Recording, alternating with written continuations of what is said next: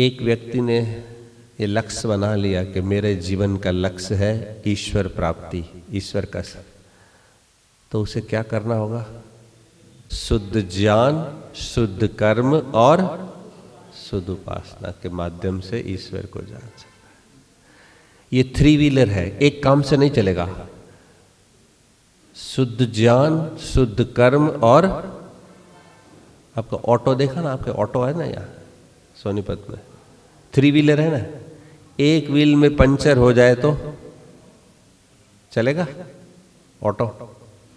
तीन पहिए है ना उसके, 3 में से एक में भी पंचर हो जाएगा तो ऑटो नहीं चलेगा। ठीक ये भी ऐसा ही है ईश्वर प्राप्ति के। शुद्ध ज्ञान चाहिए, शुद्ध कर्म चाहिए और शुद्ध उपासना। ये तीनों शुद्ध होंगे, ऑथेंटिक, प्रामाणिक, पवित्र, तो व्यक्ति ईश्वर की प्राप्ति कर सकता है। किसी एक से नहीं कर सकता, तीनों चाहिए। बताइए।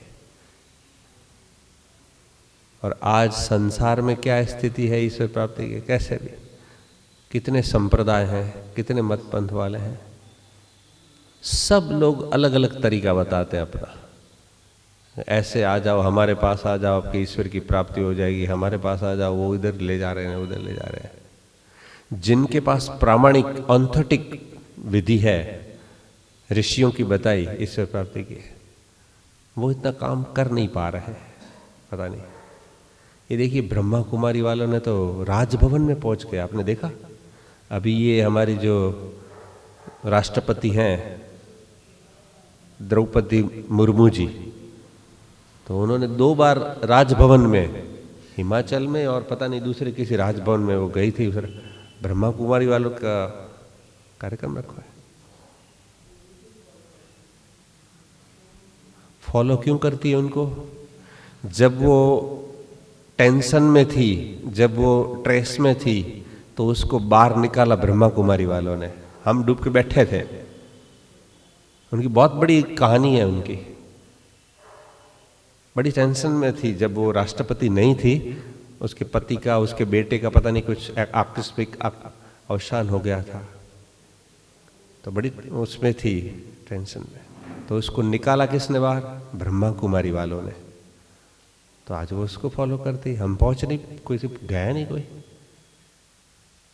हमको तो क्या बड़ा बड़ा मंच चाहिए, बड़े मंच पर या इसमें ही हम काम करके कुछ जाओ व्यक्तिगत उसे घर पे। कोई व्यक्ति टेंशन में, कोई हम तो करते हैं, घरों में जाओ, पकड़ो उसको। वो व्यक्ति देखो कहाँ पहुंच गए, आज उनका दंडन आ रहा है। राष्ट्रपति जिसको मानेगा तो फिर दुनिया मानेगी उसको भी। स्वामी दयानंद ने क्या किया? राजाओं को तो पकड़ा। भाई राजा एक बात मान लेगा, राजा वैदिक धर्मी बन जाएगा तो प्रजा अपने आप आ जाएगी। उन्होंने जिसके पास पावर, सत्ता और संपत्ति है, ऐसे लोगों को पकड़ेंगे तो नीचे वाले लोग अपने आप आते जाएंगे। तो आज देखो राजभवन में पहुंच गए वो, सरकार में कुछ तो मैंने सुना, कुछ केंद्र सरकार उनके माध्यम से कुछ योजनाएं चला रही है, सबका साथ सबका विकास के, ब्रह्मा कुमारी के सहयोग से सरकार योजनाएं चला रही है उनके। बताइए, तो फैल जाएगी। और जिनके पास ऑथेंटिक प्रामाणिक विधि है, कोई प्रस्तुति कर, कितना भी बड़ा विद्वान हो, उसको प्रस्तुत करने वाले भी चाहिए। सड़क पे चलते हुए विद्वान अपना उपदेश नहीं देगा किसी को, और न सड़क पे चलने वालों को पता होगा कि ये विद्वान है। अच्छा प्रस्तुत करने वाला भी चाहिए। लोग प्रस्तुत करेंगे तो होगा ना। हाँ, कोई आता नहीं है, निराश नहीं है, ऐसी बात है, प्रस्तुत करना चाहिए। अब ये शिवानी जी आई थी, मैं गया था, अभी नागपुर था मैं।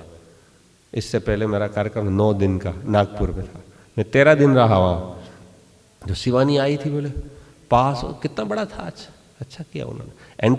एंट्री फीस नहीं, पर एंट्री पास लेना जरूरी है, रजिस्ट्रेशन कराओ। बड़ी व्यवस्था सुंदर।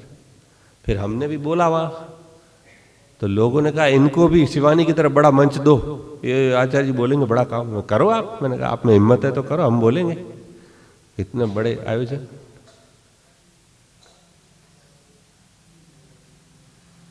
लेकिन केवल सत्य चीज हमारे पास है, लेकिन हम उसको प्रस्तुत नहीं कर पा रहे हैं, उसको समाज में फैला नहीं पा रहे हैं।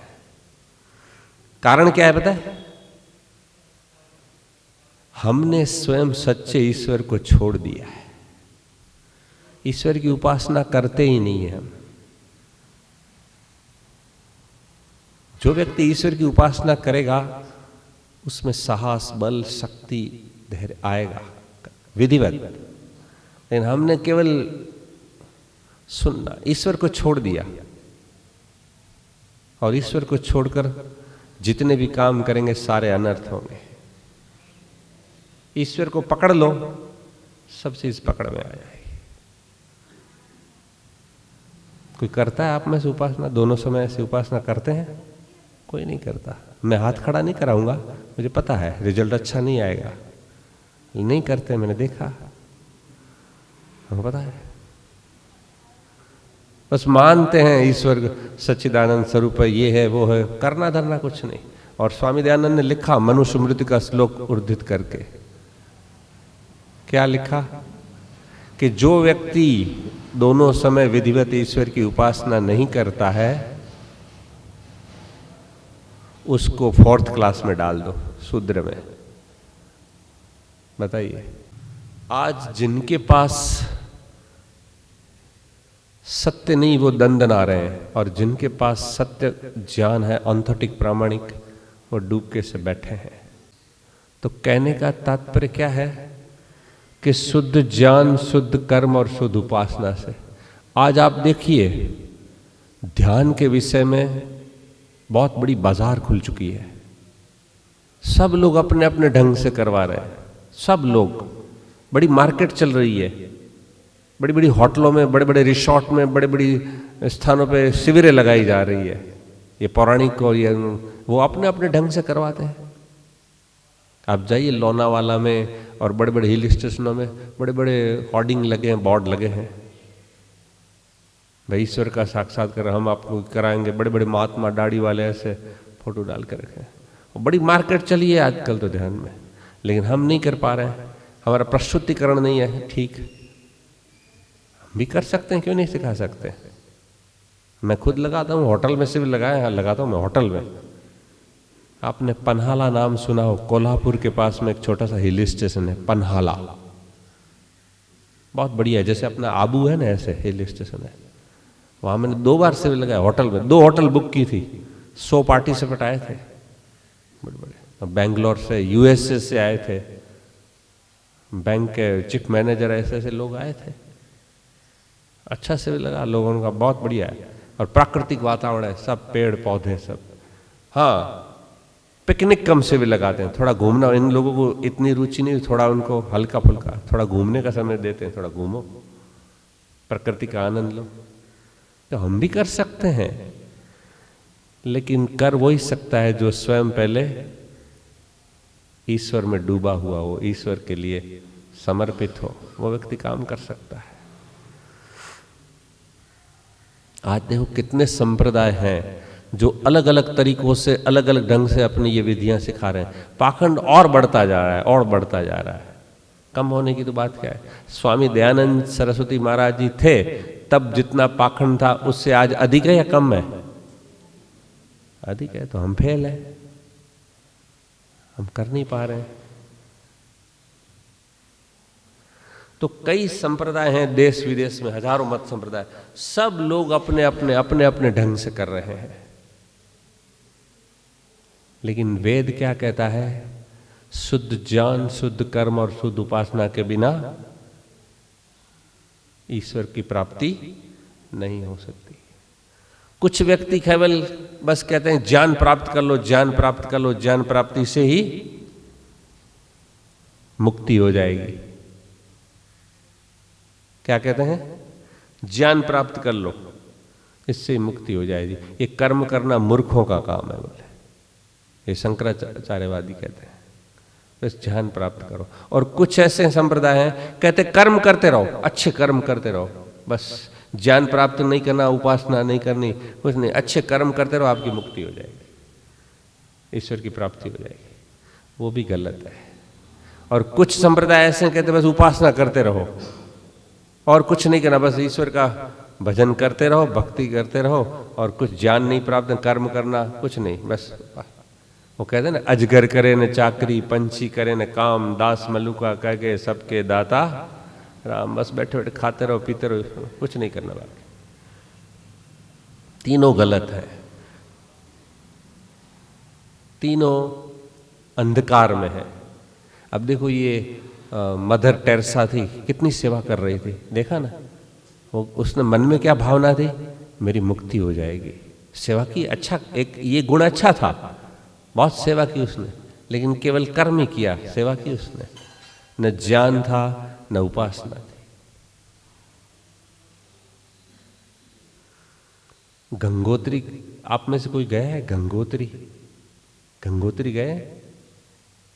गए हैं आप में से कोई? नहीं गए? मैं गया हूं गंगोत्री। गंगोत्री नहीं गया, उससे भी आगे गया मैं, 19 किलोमीटर आगे है गोमुख, 15,000 फीट की ऊंचाई पर। कितना? 15,000 फीट की ऊंचाई पर। इतनी भयंकर ठंड लगे, 15 कंबल ओढ़ो ना तो भी सर्दी जाए नहीं, भयंकर ठंडी लगती है। गोमुख, जहां से गंगा निकलती है, गंगोत्री से भी। और वहां तो पैदल जाना पड़ता है या वो खच्चर पे, और वो खच्चर भी आगे नहीं चलता, आगे तो ये 4 पांव से चलना पड़ता है, ऐसे ऐसे करके। ऐसी विकट परिस्थिति, मतलब वो तो हाथ जान हथेली पे लेके निकलना पड़ता है, इतनी पगडंडी होती है।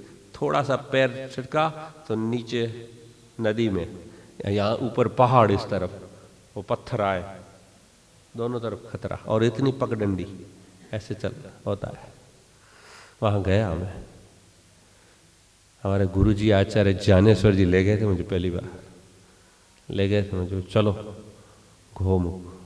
गंगोत्री तक तो सब लोग जाते हैं यात्रा का, लेकिन गंगोत्री से जो गोमुख है ना, वो ही खतरे वाले। और स्वामी सत्यपति जी तो मना करते, इन पत्थरों में क्या जाना, नहीं जाना, जान का खतरा है।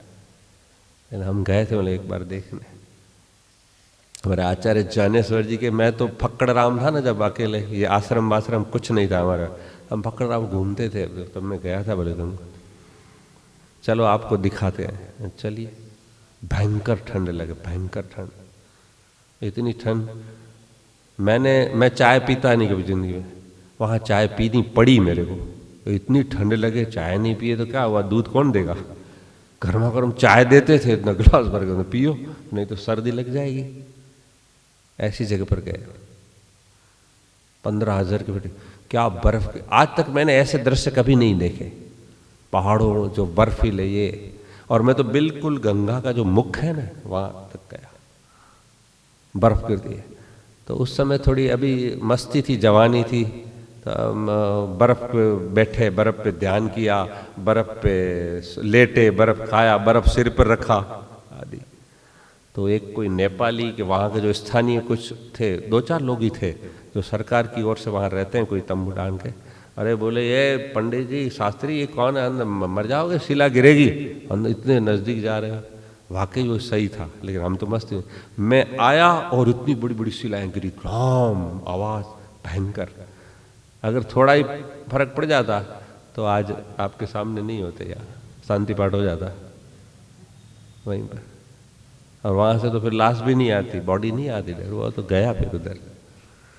बताइए, इतनी भयंकर। लेकिन जो दृश्य जो देखा हमने वो तो बढ़िया था। उस जगह पर मैं आपको पहले वर्णन क्यों कर रहा हूं, उस जगह पर जहां कार्टिंग खर्च, आप समझ लो 1,000 रुपए तेल का डिब्बा है, कल्पना कर लो, तो वहां पहुंचाने का 10,000 रुपया लगता है, केवल उसका कार्टिंग खर्च पहुंचाने का। एक चीज यहां नीचे से ऊपर वहां ले जाने के लिए इतनी महंगी हो जाती है, मतलब इतनी, क्योंकि वहां इतने सामान, आदमी नहीं जाए, सामान कितना पहुंचाए। ऐसी जगह पर एक बुढ़िया माता जी, ऐसी बुढ़िया माता जी वहां आने वाले यात्रियों को गर्मा गर्म पकोड़े खिलाती है। क्या खिलाती है? ऐसी सर्दी हो और ऐसे भयंकर पकोड़े कैसे लगते हैं, अच्छे ही लगते हैं, और गर्मा गर्म पकोड़े खिलाती है तेल। मन में क्या भावना है? सेवा कर रही हूं, अच्छा कर्म कर रही हूं, मेरी मुक्ति हो जाएगी। क्या है? मेरी मुक्ति हो जाएगी। भावना ये है कि मैं इस जन्म मरण से बंधन से कर्म कर दें अच्छा। लेकिन केवल अच्छे कर्म करने से भी मुक्ति नहीं होगी। पहले तो शुद्ध ज्ञान प्राप्त करने का। यदि हमारा ज्ञान गलत है तो निश्चित रूप से कर्म भी, और कर्म गलत है तो उपासना भी गलत होगी। पहले ज्ञान को शुद्ध करो, ज्ञान शुद्ध होगा तो निश्चित कर्म भी शुद्ध होगा। आज कर्म क्यों अशुद्ध है? उपासना क्यों अशुद्ध है? ज्ञान गलत है। कर्म क्यों गलत है? ज्ञान गलत है और उपासना गलत है। उपासना क्यों गलत है? तो ज्ञान गलत है और कर्म गलत है। तीनों का समायोजन करना पड़ेगा। ज्ञान को शुद्ध करो, कर्म को भी शुद्ध करो और उपासना भी शुद्ध चाहिए, तब जाके। कल रात्रि को हम भोजन करने गए थे, कौन परिवार से? नागपाल जी परिवार में। उन्होंने यही प्रश्न किया कि मैं ध्यान में बैठता हूं पर मेरा मन नहीं लगता, 1-2 मिनट लगता है। मैंने कहा ये शुद्ध ज्ञान, शुद्ध कर्म और शुद्ध उपासना ठीक नहीं है तो ये होगा। तीनों को शुद्ध करना पड़ेगा, कर्म भी करने पड़ेंगे। हम ईश्वर को प्राप्त करना चाहते हैं लेकिन हमारे कर्म ऐसे नहीं है। ईश्वर दया का सागर है, करुणा का भंडार है, सेवादारी। हम कुछ भी दया नहीं करते, कोई सेवा नहीं, कोई परोपकार नहीं, ऐसे काम नहीं करते, फिर बैठ जाते ओम आनंद। मिलेगा नहीं आनंद। कुछ ऐसा कर्म करो। ईश्वर से मित्रता जोड़नी है तो ऐसे कर्म करने पड़ेंगे, निष्काम, पवित्र, चुपचाप किसी की सहायता करो, किसी की मदद करो, किसी पर दया करो, किसी को 2 शब्द कह दो। कोई दुखी व्यक्ति है उसको सांत्वना के 2-4 शब्द भी। आज का व्यक्ति इतना कंजूस हो गया, 2 शब्द भी नहीं बोल सकता, तो ईश्वर नहीं मिलेगा। ज्ञान भी शुद्ध है, कर्म भी करना पड़ेगा, फिर उपासना करने बैठो आप। और उपासना भी विधिवत, जो ऋषियों ने जो बताई है योग दर्शन के अनुसार। इस प्रकार व्यक्ति जब करेगा, तीनों शुद्ध होगा, तो व्यक्ति की उन्नति होगी, धीरे धीरे होगी। कोई एक जन्म में नहीं मिलेगी, लेकिन होगी जरूर। जिस जिस स्तर पर आप पहुंचते जाएंगे, जितना करते जाएंगे, उतना उतना आनंद, उत्साह, उमंग आपका बढ़ता जाएगा। यही तो इससे मिलने वाले गुण है। तो शुद्ध ज्ञान, शुद्ध कर्म और शुद्ध उपासना तीनों करनी है। तीनों को समायोजन बना। अच्छे अच्छे स्वाध्याय करो, चिंतन। आज स्वाध्याय कोई करता ही नहीं, पढ़ता ही नहीं। मैंने नागपाल जी को, आप अच्छे ईश्वर के विषय में पढ़ो, ईश्वर के विषय में सत्संग करो, चर्चा करो, सुनो, तो फिर आपका ध्यान में मन लगेगा। आप पूरे दिन कुछ भी करते रहें, फिर आप आंखें बंद करके बैठ जाएंगे तो नहीं होगा।